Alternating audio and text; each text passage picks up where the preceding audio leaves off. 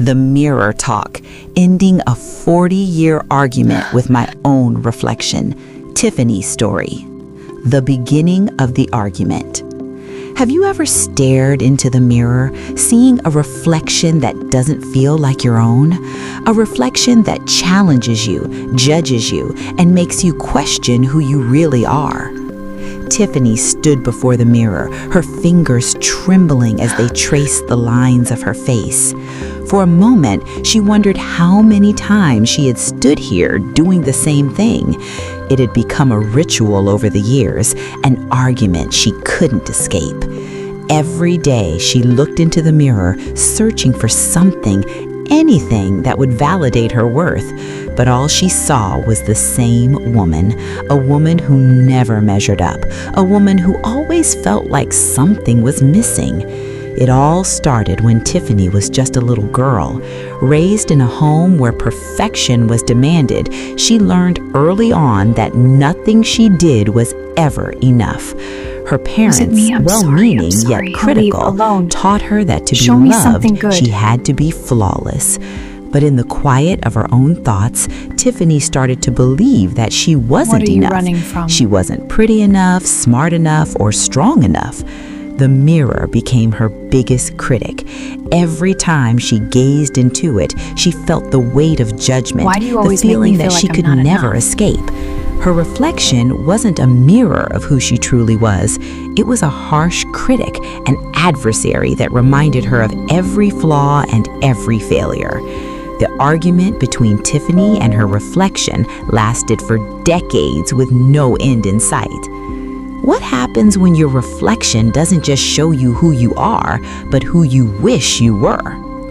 As Tiffany moved through her teenage years, the discontent with her reflection grew. Every stage of her life seemed to add another layer to the argument. In school, she constantly compared herself to others. Her classmates seemed so much more confident, more popular, and successful. They were the ones who excelled in everything, from grades to friendships to the way they carried themselves. Meanwhile, Tiffany felt like a ghost, like she was always on the outside looking in, never able to connect, always comparing, always falling short. The voice in her head, the one that mimicked the harsh judgments of her childhood, grew louder. "You're not enough. You'll never be enough," it said. Every time she looked in the mirror, she was met with the same reflection, but with a new layer of disappointment. By the time Tiffany was in her 20s, she had become accustomed to this cycle. She could smile at the world, pretending that everything was okay, but inside, she was at war. She looked into the mirror, and the reflection looked back at her with judgmental eyes, reminding her of the dream she had not achieved, the relationship she had struggled with, the career she hadn't fully pursued. Tiffany began to question whether she could ever silence the voice, whether she could ever find peace with the woman in the mirror. Why do you always make me feel like I'm not enough? What happens when the past you've been trying to escape keeps catching up with you, lurking in the reflection that stares back at you? What are you running from? Tiffany's reflection became even critical as she entered her 30s. She had tried to move past the fears and insecurities of her childhood, but they still clung to her. They weren't just memories anymore. They had become scars that she carried with her every day. The reflection in the mirror became a constant reminder of the things she had not healed from. There were nights when she would lay awake, replaying the mistakes, the missed opportunities, the heartaches. The reflection in the mirror seemed to echo all those regrets. Tiffany found herself more than not trapped in this cycle of self-loathing. She wondered how many years she would spend fighting with the image staring back at her. Her reflection wasn't just an image, it was a living, breathing reminder of the parts of herself that she hadn't forgiven, the parts that were still broken, still struggling. Every time she tried to look past it, the reflection wouldn't let her. It kept her anchored in her past, in her fears, in the lies she had been told about herself. And yet, every day, Tiffany showed up. She wore the mask of confidence, pretending that the mirror didn't matter, pretending that she had no issue with the person she saw. But deep inside, she knew that the battle wasn't over. The argument wasn't won. It was merely simmering beneath the surface, waiting to boil over at the most unexpected moment.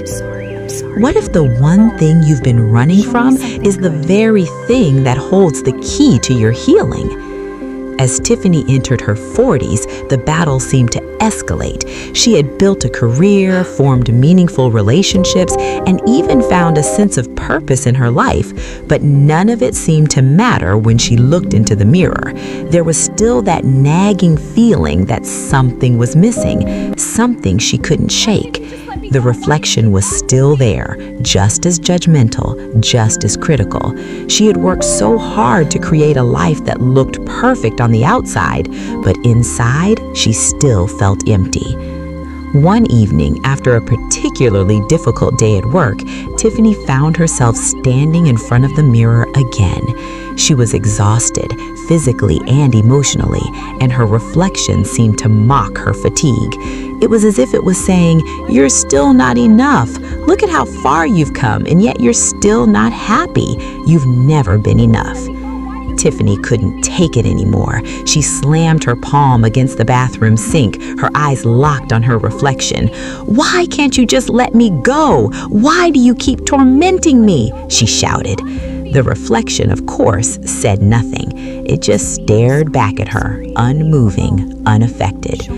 But Tiffany, for the first time, felt something shift.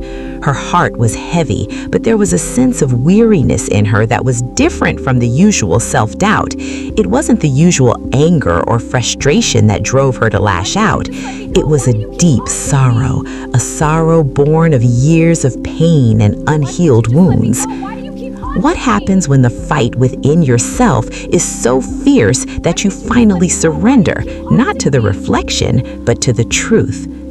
That night, as Tiffany sat on the floor of her bathroom, she realized that she couldn't keep fighting. She couldn't keep running from herself. All these years, she had been fighting with her reflection, with the version of herself she had created in her mind.